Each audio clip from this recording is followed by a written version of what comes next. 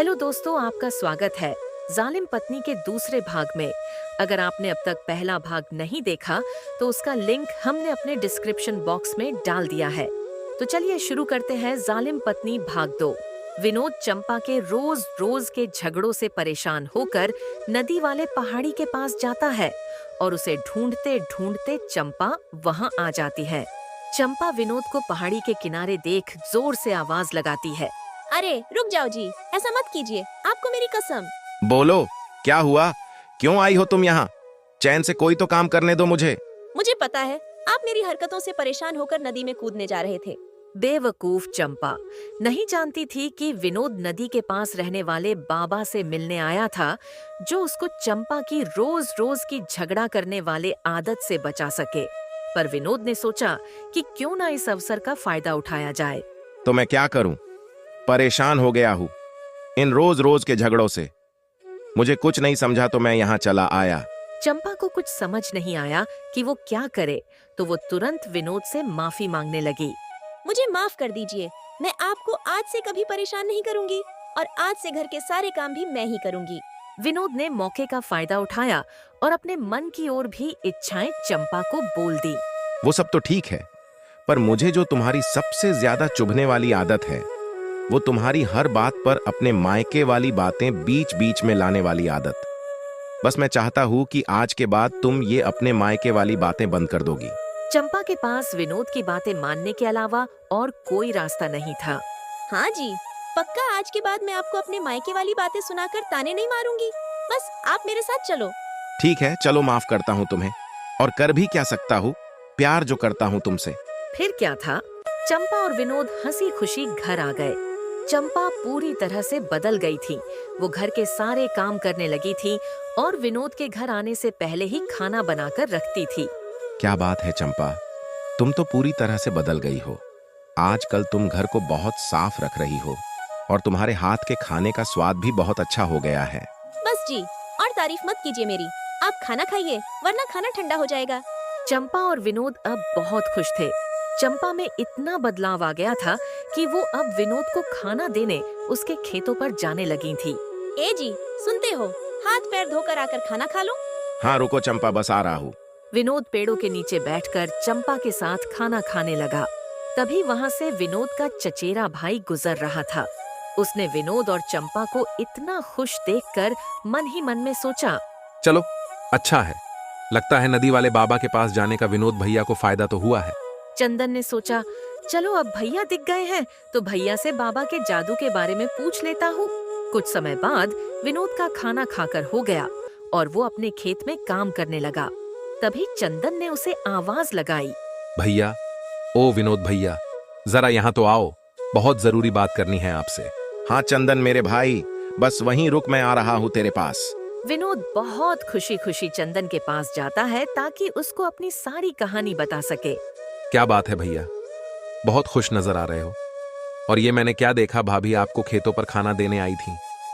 इतना बदलाव भाभी में कैसे आ गया? लगता है नदी वाले बाबा के पास जाने से बहुत फायदा हुआ है। मुझे भी बताओ, ऐसा क्या जादू किया है बाबा ने? अरे चंदन, एक बात बोलूंगा तो तू मानेगा ही नहीं। ऐसा क्या हुआ भैया जो मैं नहीं मानूंगा? चंदन, सच्ची सच्ची बोलूं तो मैं नदी वाले बाबा से मिल ही नहीं पाया। क्या आप नदी वाले बाबा से नहीं मिले? तो ये जादू कैसे हो गया? भाभी इतनी कैसे बदल गई? चंदन, जब मैं नदी से जुड़े झरने वाले पहाड़ पर बाबा का इंतजार कर रहा था, तभी अचानक से वहां चंपा आ गई और मुझे झरने के किनारे देखकर चंपा को लगा कि मैं उससे परेशान होकर झरने में कूदने जा रहा हूं। फिर क्या था, मैंने मौके पर चौका मार दिया और उसे अपनी सारी गलतियां गिनवा ली। क्या बात है भैया, वाह क्या किस्मत बदली है आपकी। करने क्या गए थे और हो क्या गया? चल छोड़ना चंदन, जो भी हुआ जैसे भी हुआ, बस मेरी चंपा सुधर गई, मुझे और कुछ नहीं चाहिए। हाँ भैया, ये बात भी सही कहा आपने। जो भी हुआ अच्छा हुआ। चलो चलता हूँ भैया, मिलते हैं बाद में। हाँ भाई ठीक है, और काकी को भी चंपा की सुधरने वाली बात बता देना, पर पूरी कहानी मत बता देना। इसी तरह कुछ दिन हंसी खुशी से बीत गए। चंपा और विनोद के बीच में बिल्कुल झगड़े नहीं हो रहे थे, परंतु चंपा ने फिर धीरे धीरे विनोद को बात बात पर ताने मारना शुरू कर दिया था। एक रात जब विनोद खेत से लेट आया तो चंपा ने बड़े तीखे आवाज में विनोद से कहा, आ गए आप। कहाँ से घूम के आ रहे हो? और इतनी देर कैसे हो गई आज तुमको?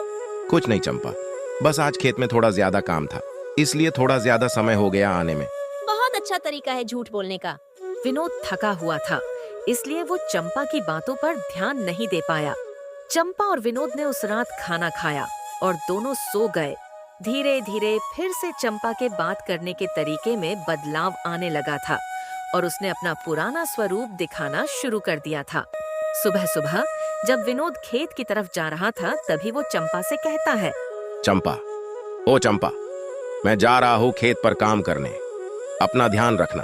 तभी बगल वाले कमरे से चंपा कहती है, हाँ जाओ, तुमको क्या, खेतों पर काम करने के बहाने से रोज कहीं ना कहीं घूमने निकल जाते हो। विनोद को कुछ समझ नहीं आया कि चंपा क्या कह रही है।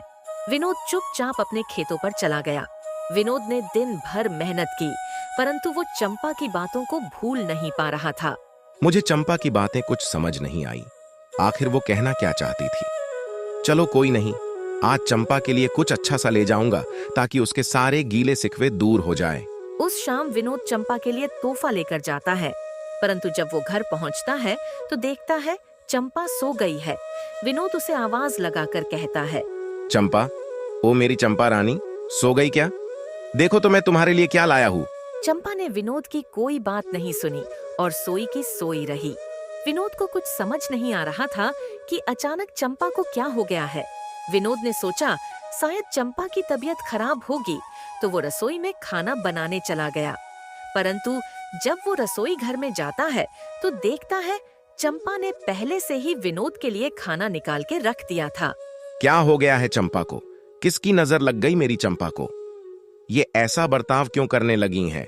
विनोद को दाल में कुछ काला लगा, क्योंकि चंपा के बर्ताव में अचानक ही बदलाव आया था। विनोद मन ही मन सोचता है, चलो फिलहाल चंपा को सोने देता हूँ, सुबह खेत पर जाने से पहले चंपा से इस बारे में बात करूंगा। फिर विनोद अकेले ही खाना खाता है और अपने कमरे में जाकर जमीन पर ही सो जाता है। फिर अगली सुबह विनोद खेत पर जाने से पहले चंपा को आवाज लगाता है, चंपा, अरे ओ चंपा, कहाँ हो तुम? यहाँ आओ तो कुछ बात करनी है तुमसे। विनोद के इतना आवाज लगाने के बाद भी चंपा का कोई जवाब नहीं आता है। फिर विनोद सोचता है कि शायद चंपा रसोई घर में होगी और उसे ढूंढने वो रसोई घर में जाता है। रसोई घर में जब विनोद पहुंचा तो उसने देखा कि चंपा ने पहले ही विनोद के लिए खाने का डब्बा बांधकर टेबल पर रख दिया था। विनोद खाने का डिब्बा लेता है और खेत पर चला जाता है। विनोद चंपा के बदले हुए बर्ताव के बारे में सोच सोचकर काम कर रहा था। तभी वहाँ से चंदन गुजरता है और विनोद को परेशान देख उसे आवाज लगाता है, ओ विनोद भैया, क्या हुआ? बहुत परेशान लग रहे हो, क्या हुआ है? कुछ नहीं चंदन, बस पता नहीं चंपा को अचानक क्या हो गया है। कुछ दिनों से उसका बर्ताव बिल्कुल बदल सा गया है। क्यों भैया, ऐसा क्या किया तुमने? हाल फिलहाल में कुछ हुआ था क्या? ऐसा कुछ खास तो नहीं, बस बीच में खेत के काम के चक्कर में थोड़ा लेट जा रहा था, तब से उसका बर्ताव बदल सा गया है। बस इतनी सी बात। एक काम करो भैया, आज तुम घर जल्दी चले जाओ। देखना तुमको जल्दी घर आया देखकर चंपा भाभी का मूड सही हो जाएगा। ठीक है भाई, आज वही करता हूँ, जल्दी चला जाता हूँ घर। फिर क्या था, विनोद ने फटाफट से अपना काम पूरा किया और आज जल्दी घर चला गया। घर पहुंचकर विनोद चंपा को आवाज लगाता है, चंपा, ओ चंपा, कहाँ हो? विनोद के इतना आवाज देने के बाद भी चंपा का कोई जवाब नहीं आया। चंपा को ढूंढते ढूंढते विनोद रसोई घर में जाता है।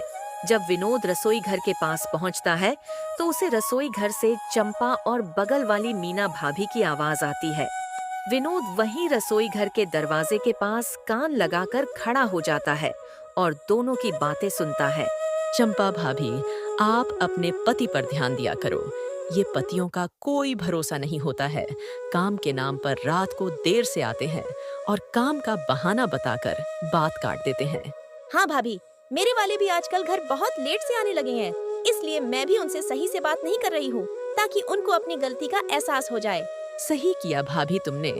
तुमको अपने पति को अपने काबू में रखना है तो तुमको उनसे थोड़ी टेढ़ी बनकर रहना होगा, तभी वो तुम्हारी हर बात मानेंगे।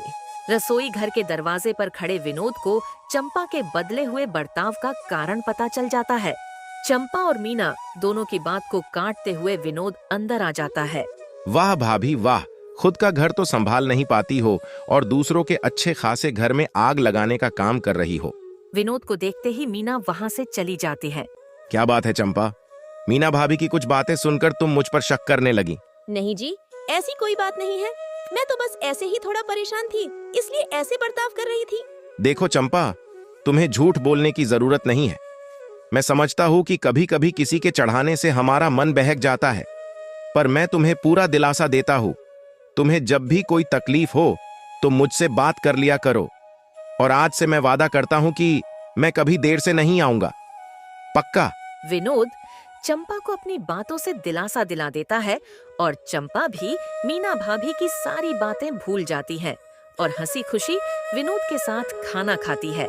दोस्तों, इस कहानी से हमें यह सीख मिलती है कि भले ही हमें कोई कितना भी हमारे अपनों के बारे में गलत सिखाए, पर हमें बिना कुछ सोचे समझे अपनों पर शक नहीं करना चाहिए। और कभी कोई समस्या हो जाए तो हमें बातचीत करके उस समस्या का हल भी ढूंढ लेना चाहिए। तो दोस्तों, इस प्रकार की और शानदार कहानी देखने के लिए चैनल को जरूर से सब्सक्राइब कीजिए।